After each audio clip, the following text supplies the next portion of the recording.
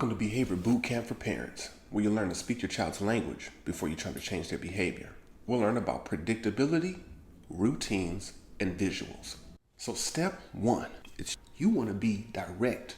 Tell them what to do, not what not to do. Instead of stop running in the damn house, is walk, simple walk. Instead of quit hitting your brother, keep your hands to yourself.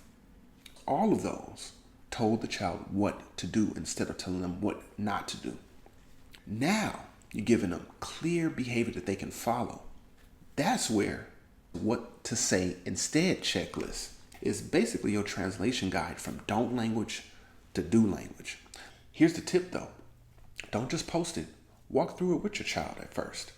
Let them check off the items. Let them help you choose the order. Let them help you decorate it. This gives them the ownership because when they have the ownership, they're most likely to follow through. They need some type of routine in their lives, and this helps them provide that. It also gets rid of the unpredictability. They know exactly what they need to do to access the things that they like. That way they get rid of all the ritualistic behavior, the tantrums, the bugging, just trying to get you to give them a surprise, just to get you to give them something that they want. This way, they know exactly what they need to do to get the things that they want. And if they don't earn it, they have another opportunity tomorrow. But at least it sets up a consistent structure that you both can follow. So you've been working out, you've been following the Behavior Boot Camp for Parents, and I see you starting to get shredded a little bit. You've been doing your exercises.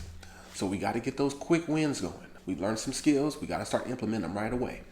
The first thing that I want you to do to get those quick wins up is to get out your morning and evening routine chart and post it somewhere. Make sure you fill it out. Unless you're using the digital version, print it out, fill it out, and post it up. That's number one.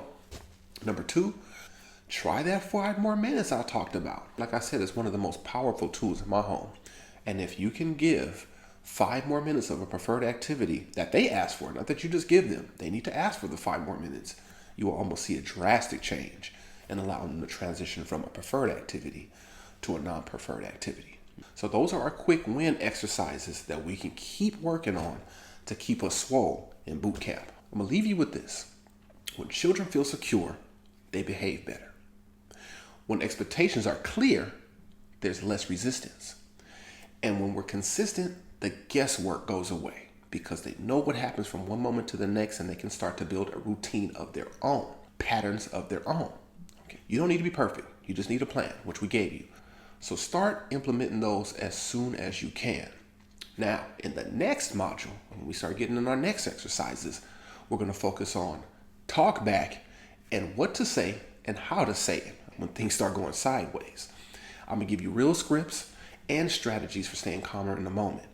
So here's the playbook for when it happens again. Stay calm. Use the direct do language. Remember that dead person's test. It keeps your directions clear. And keep practicing. Because every time you model calm, assertive, clear directions, your child learns how to regulate and respond. Will it work perfectly every time? Of course not. But it will keep you from making things worse. And it will give your child the tools to do better next time. Because remember, behavior isn't about being perfect. It's about practicing the tools that work. So when it happens again, you're ready. But let me give you a more clear example, something that you might be more familiar with. So you come home from a hard day's work, boss yelling at you, your coworkers getting on your nerves, somebody's in your parking space when you get home, and it was too much traffic.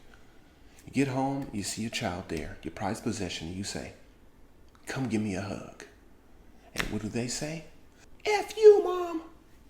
Oh, they throw the iPad against the wall, they proceed to break dance on the floor, and start screaming and hollering. That's the behavior. And what do? You say, "I don't have time for this."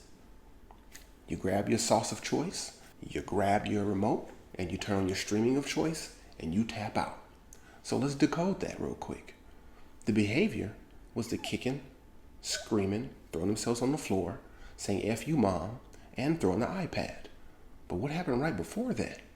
The antecedent was a demand to put it down. But what happened as a result? What was the consequence? Is that they escaped that demand by throwing that tantrum there. So they no longer had to give up the iPad. Parent left, or whoever it was just left, got their streaming, got their sauce, and they're good to go. So all that child has to do is roll back over with their iPad and proceed to do what they were doing again. So you get to see how all behavior is communication, what this child just communicated with that behavior, and how to shape up better behavior, you must shape up better communication. So that's just one example of the many that we'll go through as we go through boot camp. Also, planned ignoring. You don't have to respond to everything. A lot of people get caught into these back and forths. A lot of times that just delays the onset of whatever you asked them to do anyway. So they were able to successfully knock you off your game by just getting into a back and forth with you. Don't allow that to happen.